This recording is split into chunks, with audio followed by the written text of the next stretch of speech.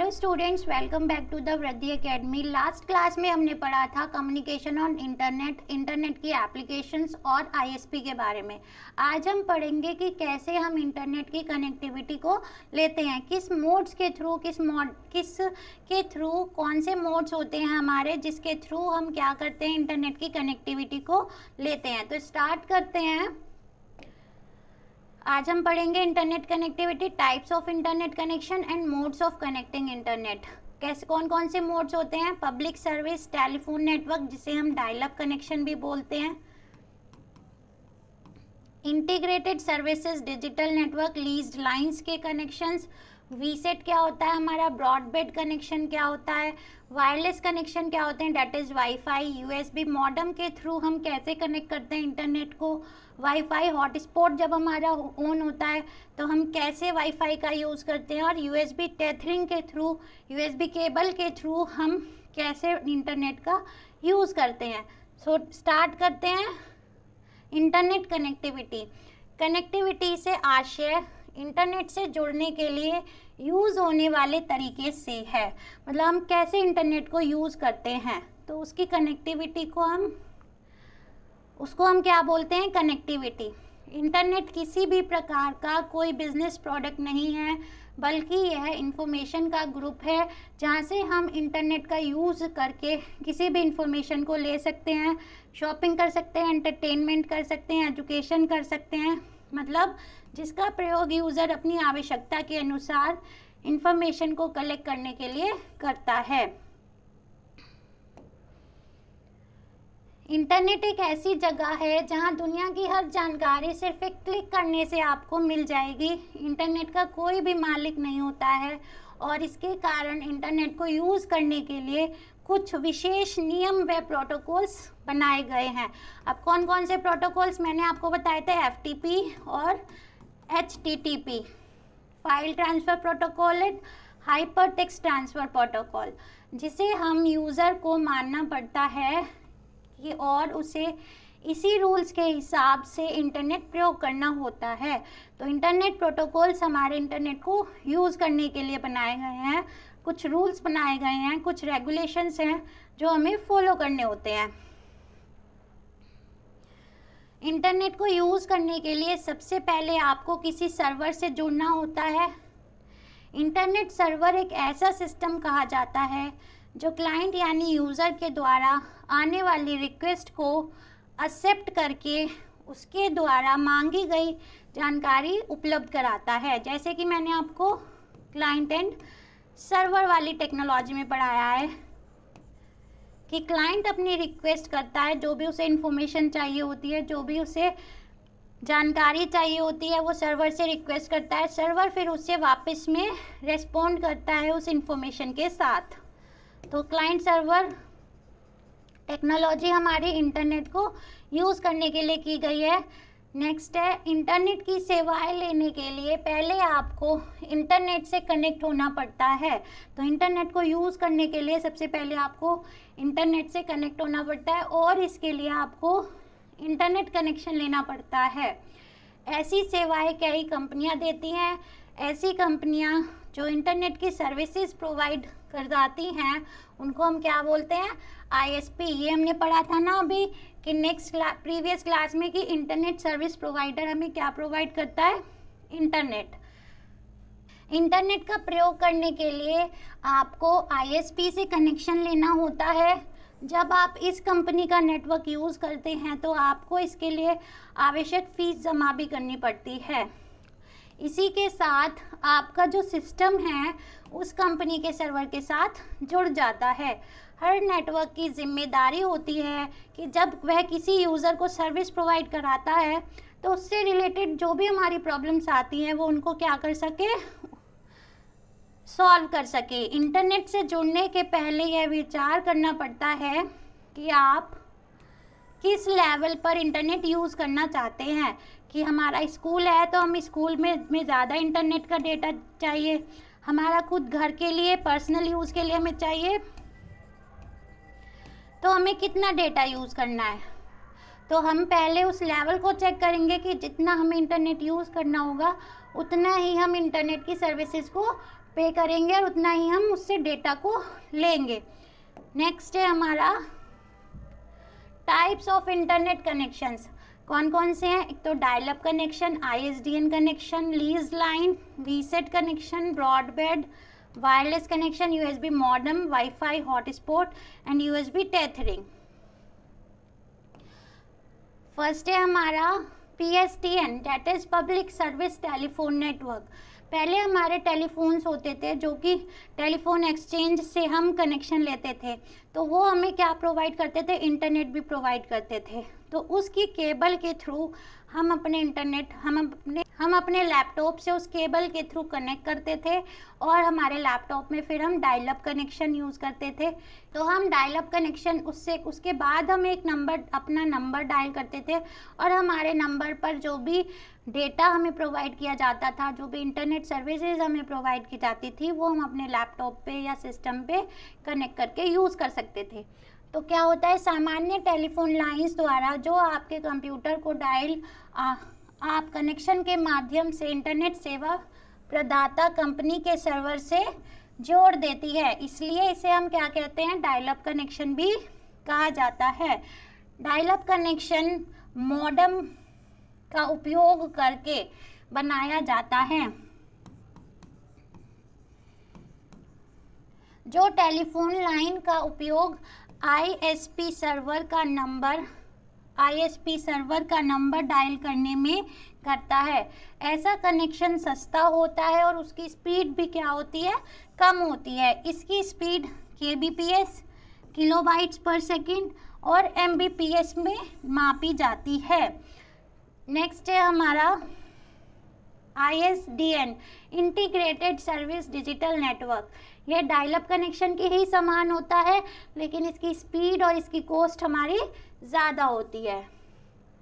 Next है हमारा leased line connection.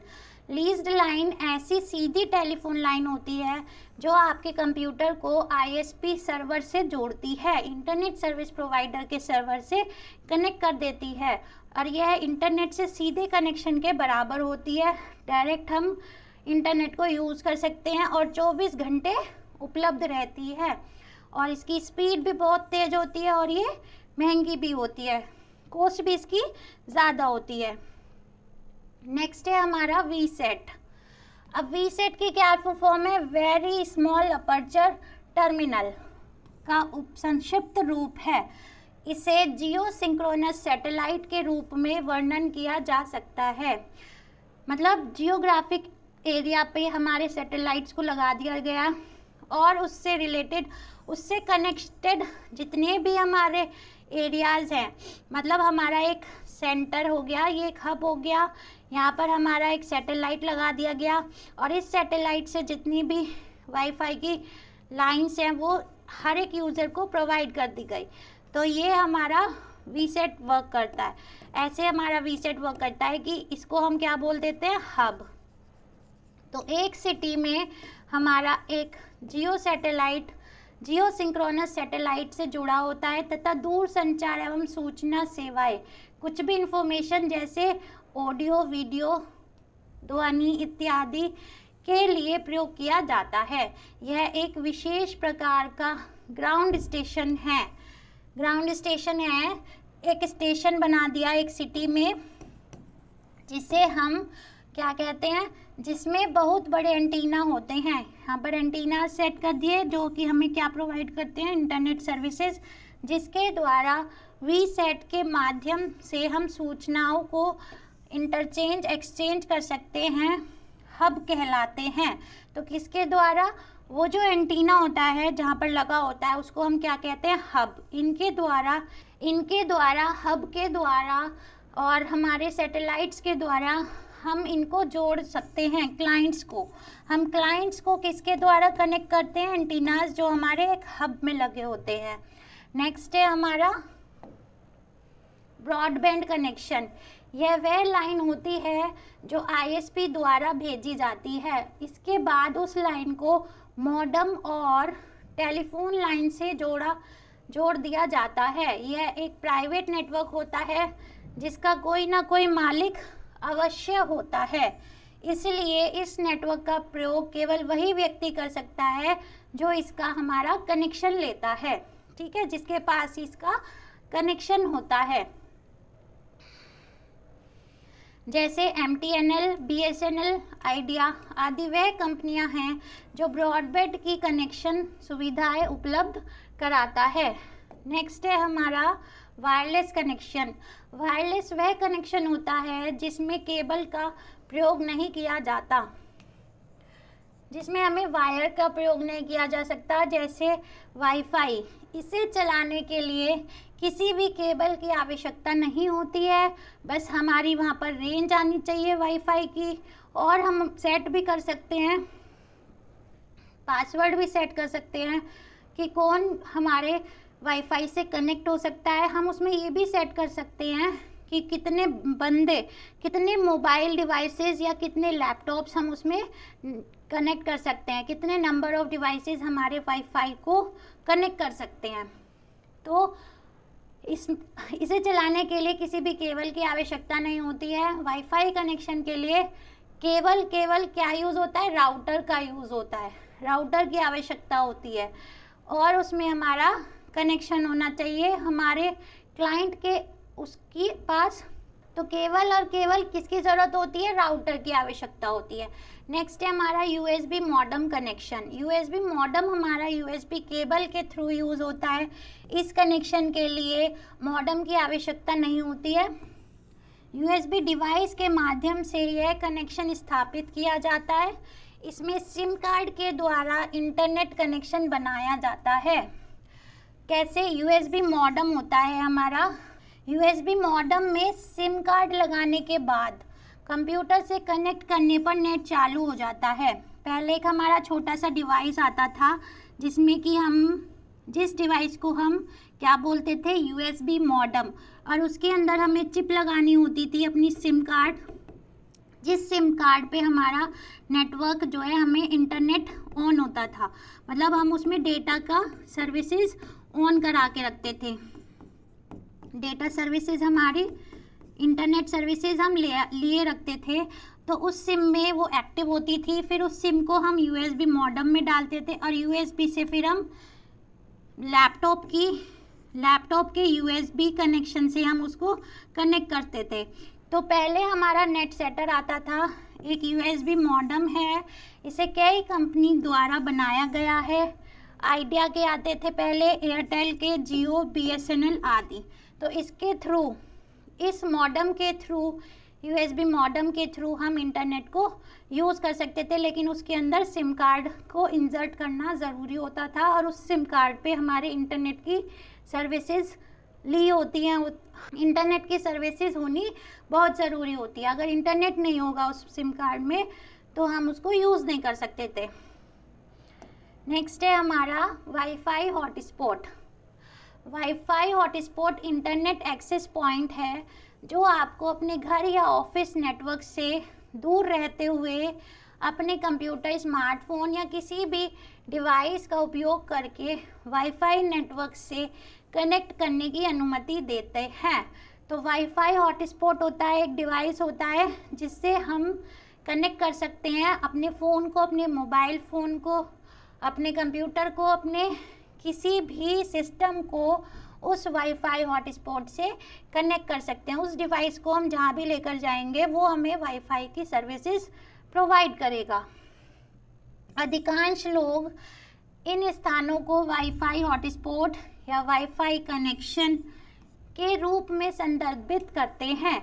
सीधे शब्दों में कहें तो हॉटस्पॉट वे भौतिक स्थान हैं जहां उपयोगकर्ता अपने मोबाइल उपकरणों जैसे स्मार्टफोन और टैबलेट को इंटरनेट से वायरलेस तरीके से कनेक्ट कर सकते हैं।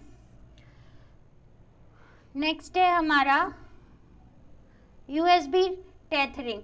USB टेथरिंग आपके स्मार्टफोन का एक विशेष फीचर होता है जो आपको USB केबल के माध्यम से अपने फ़ोन को कंप्यूटर से कनेक्ट करने के लिए अनुमति देता है।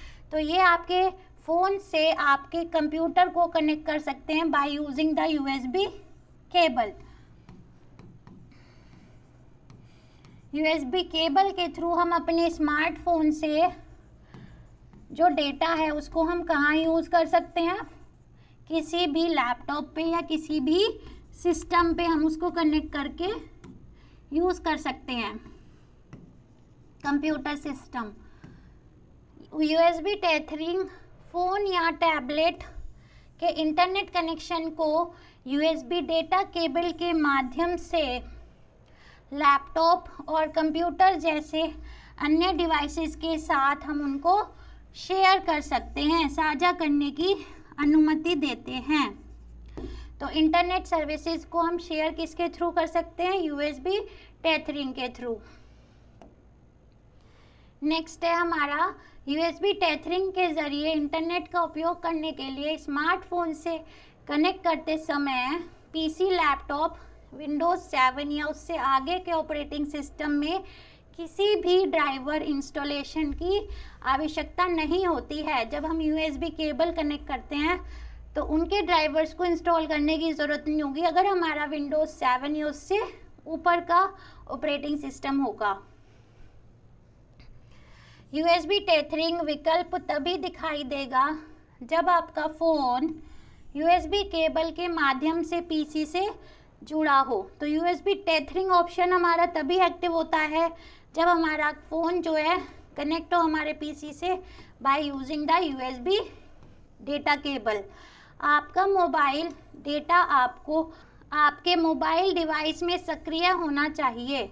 मतलब आप तभी मोबाइल को यूएसबी केबल से कनेक्ट करोगे जब आपके स्मार्टफोन में डेटा ऑन हो, मतलब डेटा इंटरनेट सर्विसेज ऑन होंगी, तभी आप क्या कर सकते हो, उस डेटा को पीसी या लैपटॉप पर शेयर कर सकते हो। ठीक है, तो ये था हमारा कनेक्टिविटी ऑफ इंटरनेट। कैसे हम इंटरनेट की कनेक्टिविटी कर सकते हैं, कैसे हम उनकी सर्विसेज को यूज़ करेंगे, किस मोड्स के थ्रू हम इंटरनेट को कनेक्ट कर सकते हैं। तो मिलते हैं हम अपनी नेक्स्ट क्लास में, तब तक के लिए take care and bye bye.